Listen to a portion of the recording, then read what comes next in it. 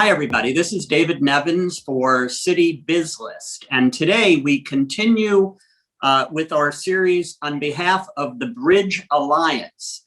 I know this is a lot of words, but this series is about fixing America's broken democracy. And we have a very special guest today, and her name is Rachel Kaganoff Stern.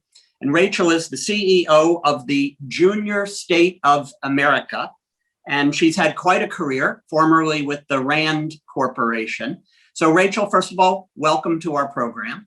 Thank you. Thank you so much for having me. And Rachel, let's begin. Tell us a little bit about yourself, your career, and then, of course, how you got to be the CEO of the Junior State of America and what that's all about. So actually, it's a bit of a homecoming. So I was in the Junior State of America in high school.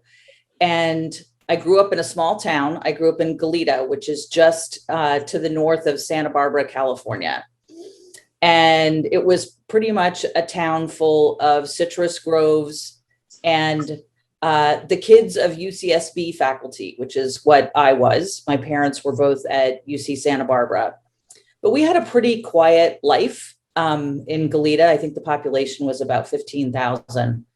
And I joined this amazing student-run, student-led civics organization that was at that point about 40 years old and had a really strong presence in the central coast of California at that point. And it gave me the opportunity to meet students from all kinds of places outside of my little hometown, from Los Angeles and San Francisco and Fresno and Bakersfield and and that was a huge expanse of my world. And they were all young people who were interested in civic engagement and debate and being active in their communities and voting. And it really was a transformative experience for me. I found my political voice, and I found a real community of other young people like me who wanted to make a change in the world, wanted to be engaged in the political process. So I went off to college, and largely because of JSA, I went and got a master's degree in public policy. And the obvious place for me to work, it was sort of a fantasy place, was Rand. And I spent over 15 years there working as a political scientist, doing running large case studies, and I'm a qualitative methodologist. Try saying that 3 times fast. And I really liked my work at Rand, but what I realized was that I'm much more of a person who likes to make change rather than a person who likes to think about making change. And so I left Rand and I spent a number of years doing political advocacy work. I did work on behalf of Planned Parenthood. I was engaged. I ran the largest women's PAC, Political Action Committee, other than Emily's List, an organization in LA called the Women's Political Committee that raises money for women candidates for office. And when the opportunity came that I served on the board of JSA, by the way, for a long time, for about 10 years. I was vice president of the board and president of the board as well. And when the opportunity came to move from being a JSA volunteer to running the organization, for me, it was the perfect job because it allowed me to give back to an organization that really had given me my start. And as we'll talk more about JSA, it gave me the opportunity to run an organization that I think has a critical role to play right now in American democracy. That sounds wonderful. Let's begin now. Tell us a little more about JSA. I know you have hundreds of chapters. Sure. So JSA is the largest student-run high school organization in the country. The way JSA runs is that there's a foundation. I'm CEO of the foundation. And in many ways, we're a vessel that supports the students. but they are the ones that make the decisions about what the organization is going to do in a given year. They run overnight conventions, which were in person up till COVID and are now virtual and shifting towards a hybrid model moving forward. But it's a chapter-based organization with kids in high schools around the country. In their high schools, they have debates and they have discussions. And then I'll talk about some actual projects that they've been engaged in. And they get together 3 times a year. They have a fall state model Congress and a spring state. They elect their own representatives. So they elect mayors and vice mayors. They elect governors and lieutenant governors. And it really, when adults go into one of these overnight conferences, or in this case, in the last year, virtual conferences, it's the students deciding what they're going to talk about, what projects are they going to engage in. It's entirely bottom up. It is not top down. And so I think it's one of the few places left where teenagers really are in charge. We don't let teens make a lot of decisions anymore, right? They have very structured lives and they're told to go here and then there and on play dates and things like that. And in JSA, they get to choose. They get to make decisions. For example, in our Southern California region, they decided that the fact that JSA had always had its debates in English didn't make sense anymore, and that they wanted to hold debates in Spanish, and actually in Southern California, also in Armenian. We have a large Armenian population in Southern California, and they do their debates in both of those languages. But let me give you some examples of what the kids have worked on. So in COVID, they launched their own political pen pal effort, which was to take kids from around the country and match them with another young person whose political views were as diametrically opposed as possible, and put them together to communicate about what they believe and why they believe it. And they've been writing to each other, and we have hundreds and hundreds and hundreds and hundreds of pairs. The kids make the pairings themselves. And their whole idea was, how do you encourage civil discourse? Well, you encourage it through understanding and through relationship and through the elimination of the notion of other. And so this was their idea. So they've been running this political pen pal program this year, which I just think is a riot, and they're really enjoying it. What a great idea. Have you heard of any specific outcomes where one side has opened the other's mind? Yes. And where they're friends, right? Where they actually want to spend time with each other, which I just think is really fantastic. I mean, this happened when I was in JSA. I'll tell you that I flew to Washington, D.C. In 1980, sitting next to a young man who has come to be one of my dearest friends over all these years. We were on our way to JSA summer school in Washington, D.C. He's a libertarian. I am not. My politics are relatively left of center. And this is one of the more important friendships in my life, is the friendship I have with him. He's on the JSA board now, by the way. And we have understood all these years that we have a very similar set of values, by the way, about how important democratic institutions are, and the importance of voting, and the importance of young people understanding that their voice matters. Like, those core beliefs transcend ideology, I think, in many ways. Let me give you one more really great example of what the kids have done recently. So this was pre-COVID. We have a school that's in sort of the eastern side of downtown Los Angeles that's involved in JSA. It's called Alliance Smith Tech. And they decided that they wanted to do a project, an actual civics project, not some hypothetical something. So they did a poll in their neighborhood about what was the most important civics issue that their actual neighbors, that the, homes near their school cared about. And the thing that they cared about most was that in Los Angeles at that point, it was illegal you couldn't get a permit to push a cart and sell something out of a cart. And a lot of this community earned income pushing carts, selling fruit, selling tacos, selling whatever.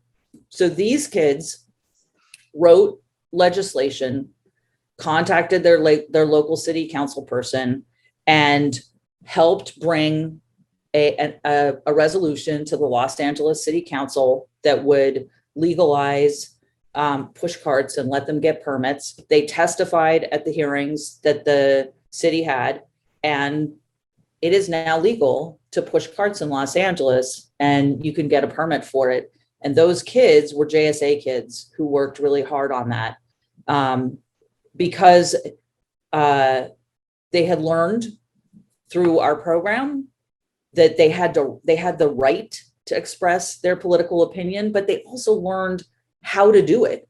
What was the way in which they could take what they wanted to have happen and actually see it implemented. Yeah, another example, obviously, of the fact that it seems to take young people to change America for the better, because those Right. of us who've been here longer don't seem to remember how, right?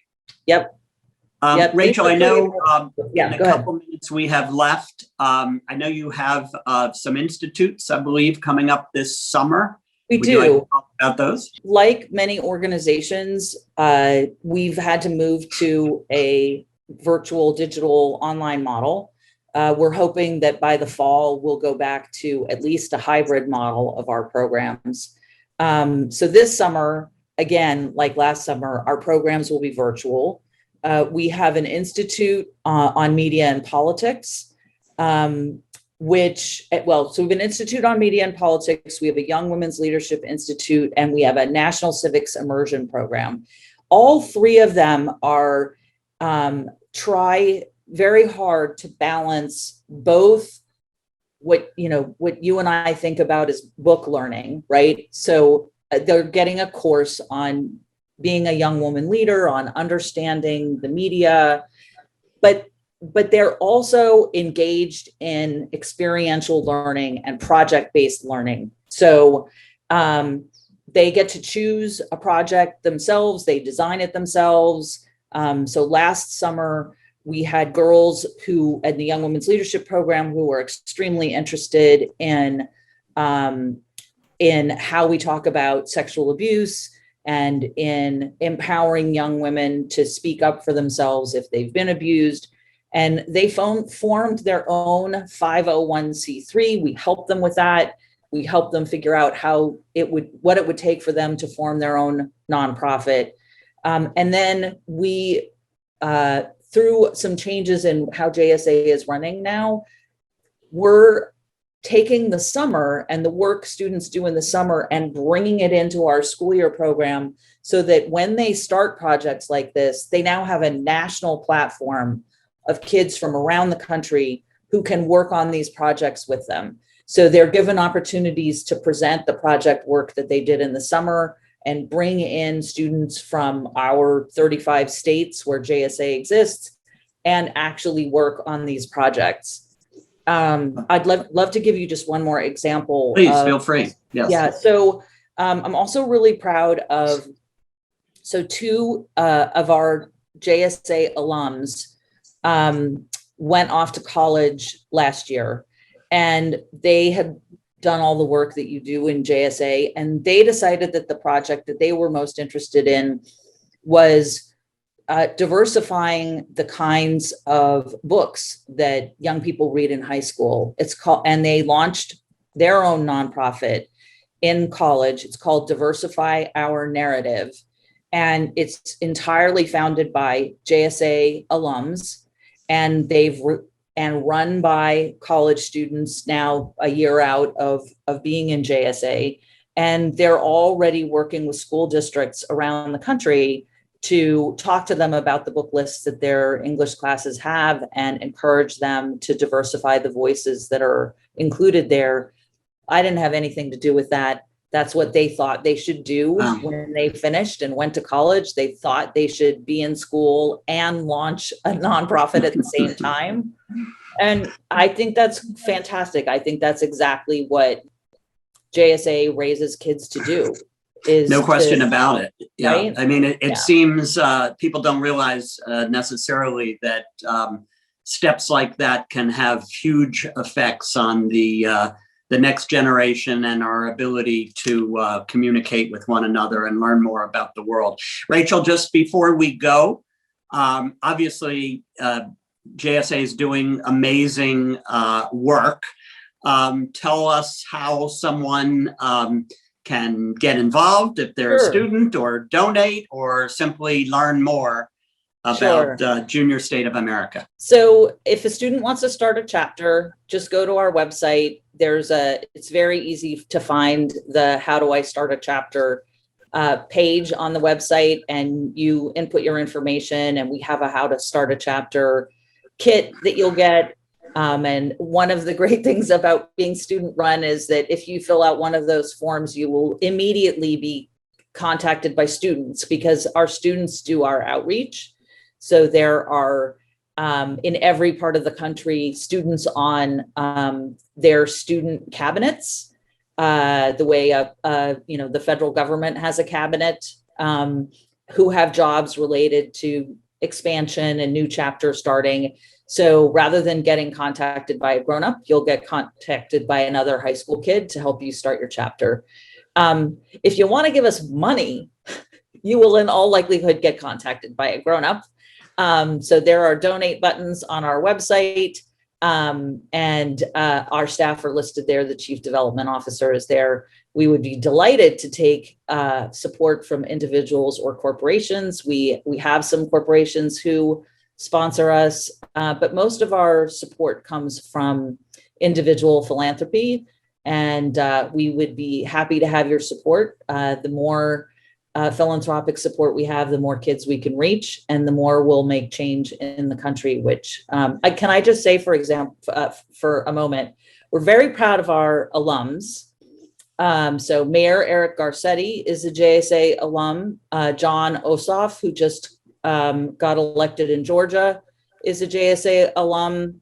Leon Panetta and Norm Mineta, JSA alums. Ed Meese, who was Attorney General under the Reagan administration, is a JSA alum, longtime chair of our Board of Trustees. In fact, our Board of Trustees, this is the bipartisan nature of JSA, was co-chaired for a very long time by Ed Meese and Mike McCurry, who was Bill Clinton's press secretary. And they worked together very well for a long time. Our newest trustee, by the way, is Mark Takano, Congressman Mark Takano, also an alum, who is the first openly gay Asian ever elected to Congress. And we're super happy to have him as a member of our Board of Trustees. So we definitely raise folks who are going to run for office, but we also raise political leaders. Charles Schwab is a JSA alum. Lots of writers and people involved in the press. And we raise people who grow up to be CEO of JSA. Apparently you do. And Yes. and then they go on to do amazing work, as I can see. I personally didn't get politically active till my college years. I don't know what happened in high school, but well, you didn't meet me. I would have done it, David. keep at it for sure. Rachel, thank you so much for your time. Sure. Our guest today has been Rachel Kaganoff Stern, the CEO of Junior State of America. Please reach out to them if you're so inclined. And this is part of our series on behalf of the Bridge Alliance. And Rachel and thousands of young people across America are obviously working very hard to, as we say, try to fix America's broken democracy. So Rachel, thank you very much for your time. And this has been David Nevins on behalf of Citybiz List. Thank you. Thank you.